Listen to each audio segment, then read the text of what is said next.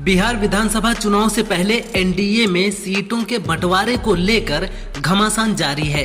प्रधानमंत्री मोदी के हनुमान कहे जाने वाले चिराग पासवान कथित तौर पर नाराज हैं। भाजपा उन्हें मनाने में जुटी है। केंद्रीय मंत्री और भाजपा नेता नित्यानंद राय चौथी बार उनके घर पहुंचे हैं। सूत्रों के अनुसार चिराग पासवान 40 सीटों की मांग कर रहे हैं, जिसको लेकर एनडीए में बात नहीं बन पा रही है। सपा सांसद रामगोपाल यादव ने नेताजी की पुण्यतिथि पर श्रद्धांजलि देते हुए कहा कि हम उनके दिखाए रास्ते पर चलेंगे। ये सबसे बड़ी श्रद्धांजलि होगी। उन्होंने वर्तमान सरकार पर जनता के खिलाफ अत्याचार का आरोप लगाया और कहा कि ऐसी घटिया शासन व्यवस्था पहले कभी नहीं थी। यादव ने संकल्प लिया कि 2027 में मौजूदा सरकार को उखाड़ फेंकेंगे और 2029 में दिल्ली की सरकार भी हटा देंगे। सपा में आजम खान और सांसद मोहिबुल्लाह नदवी के बीच तनातनी फिर सुर्खियों में है। नदवी ने आजम पर पलटवार करते हुए कहा कि उनकी शराफत को कमजोरी ना समझा जाए। उन्होंने साफ शब्दों में कहा कि वह बुजुर्गों का सम्मान करते हैं, लेकिन हर व्यक्ति को अपनी गलतियों में सुधार करना चाहिए। बुधवार को अखिलेश यादव ने रामपुर में आजम से मुलाकात की थी, जिसमें आजम ने शर्त रखी कि कोई तीसरा मौजूद ना हो। उनका इशारा नदवी की ओर था। सौरव गांगुली ने रोहित शर्मा को वनडे कप्तानी से हटाए जाने पर कहा, कप्तानी में बदलाव रोहित और बीसीसीआई की आपसी सहमति से हुआ होगा। खिलाड़ियों के जीवन में यह एक सामान्य बात है। रोहित एक बेहतरीन कप्तान है। 2027 में वह 40 साल के हो जाएंगे। खेलों के हिसाब से ये एक बड़ी उम्र है। ऐसा मेरे साथ, द्रविड़ के साथ, सभी के साथ हुआ है। 40 साल का होने के बाद गिल के साथ भी यही होगा।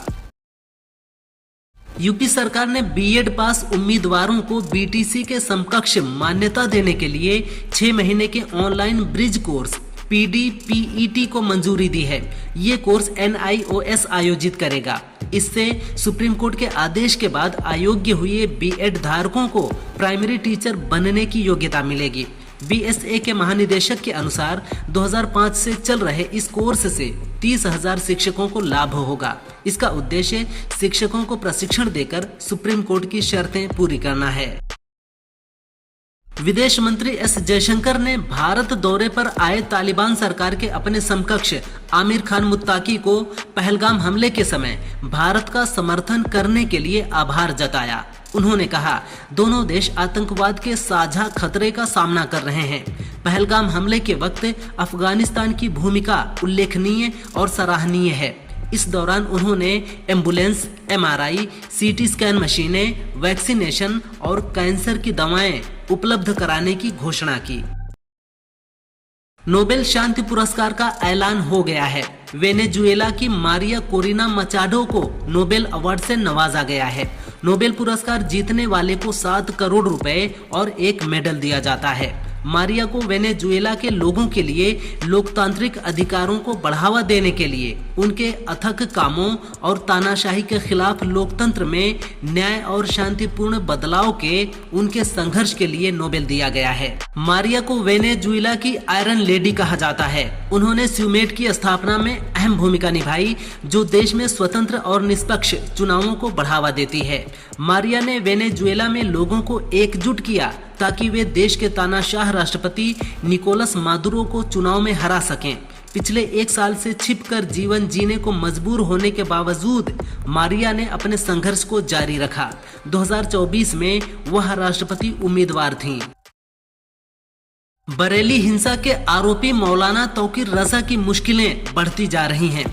अब 5,055 रुपए के एक लोन के मामले में उनके बरेली स्थित घर पर बैंक ने वसूली का नोटिस चस्पा किया है।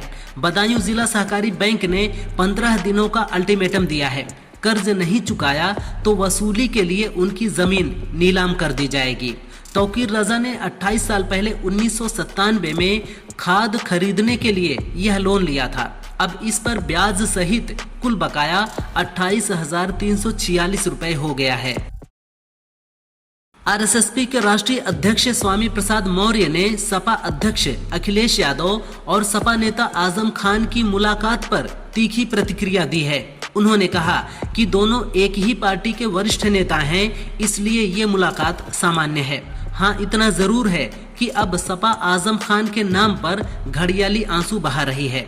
जब उन्हें राजनीतिक दुर्भावना के चलते जेल भेजा गया था, तब पार्टी ने उनके बचाव में एक बार भी आवाज नहीं उठाई।